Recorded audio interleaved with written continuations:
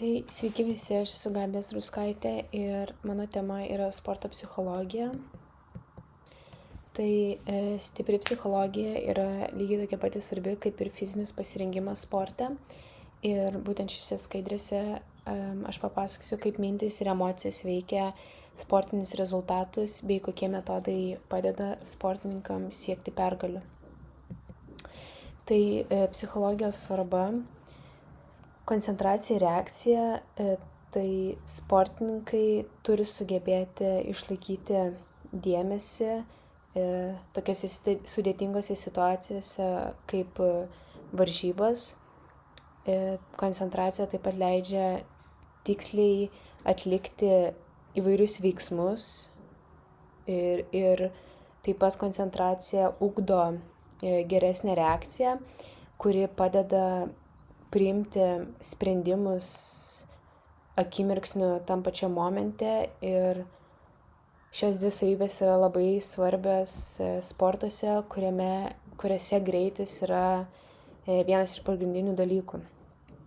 Spaudimo valdymas, tai varžybose labai dažnai sportininkai patiria stresą. Jie patiria taip pat spaudimą iš aplinkinių, iš trenerių, iš tėvų, komandos draugų.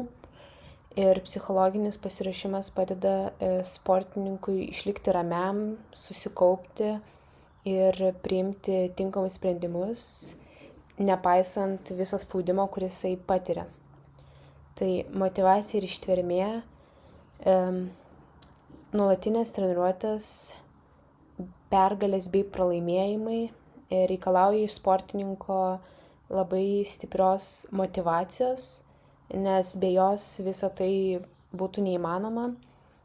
Psichologija padeda išlaikyti motyvaciją net ir tuomet, kai sportininko rezultatai nėra tokie, kokio jisai tikėjasi.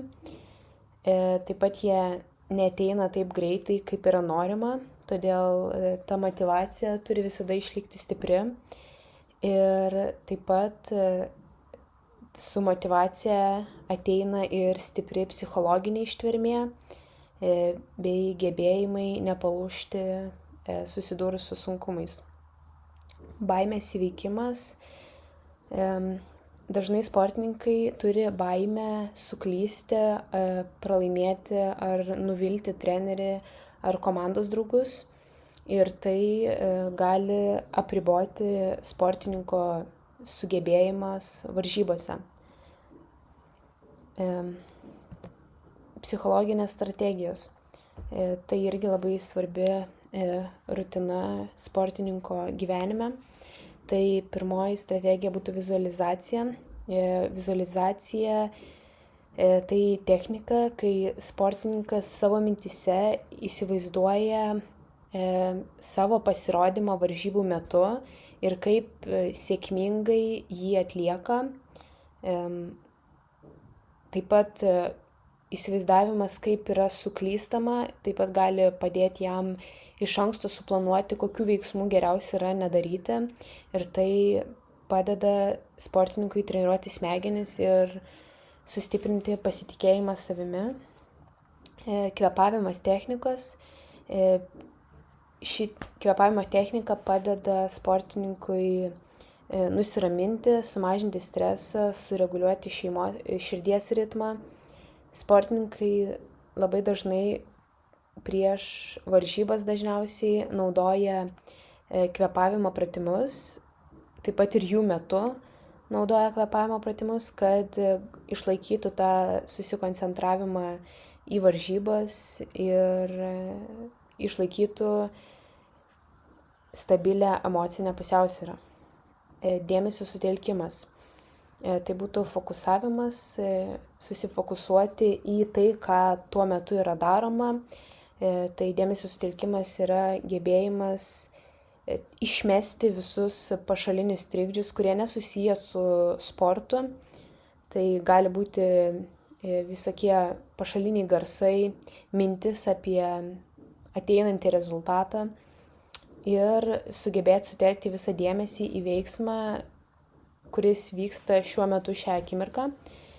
Ir dažnai dėmesio sutelkimui padeda visokie žodžiai ar sportininko rutina, kaip kartojimas savo pačiam, kad jis sugebės tai padaryti ir kad galvoti tik tais tą minutę apie tą dalyką, kurį jisai turi atlikti.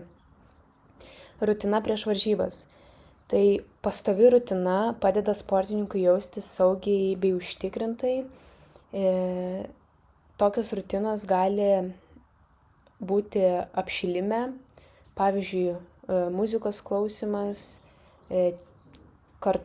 visokių žingsnių technikos kartojimai, aprangos ir visokio kito inventoriaus paruošimą prieš varžybas. Tai tokia rutina mažina sportininko nerimą ir nuteikia jį psichologiškai kovai. Tai sporto pasaulio patirtis.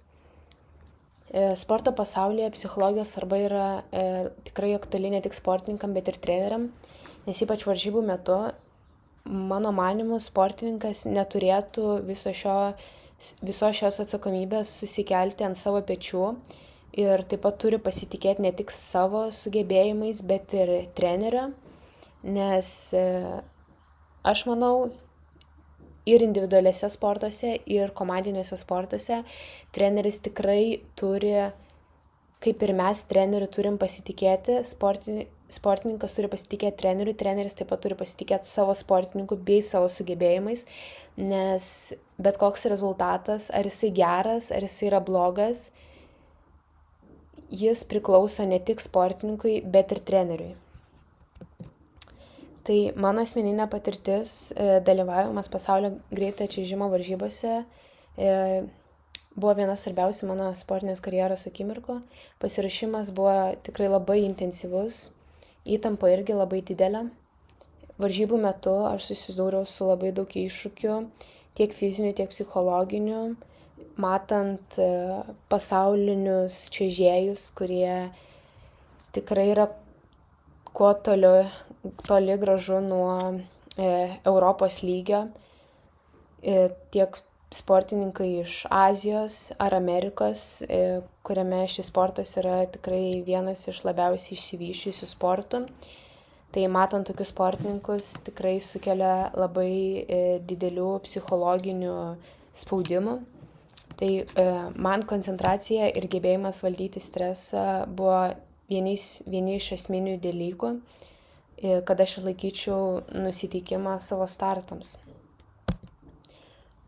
Ir apibendrinimas, tai sporto psichologija padeda sportininkams ne tik geriau pasiruošti varžybom, bet ir susidoroti su stresu, motyvuoti save bei išlaikyti susikaupimą, nes tai nulemia sportininko gerus rezultatus. Ačiū už dėmesį.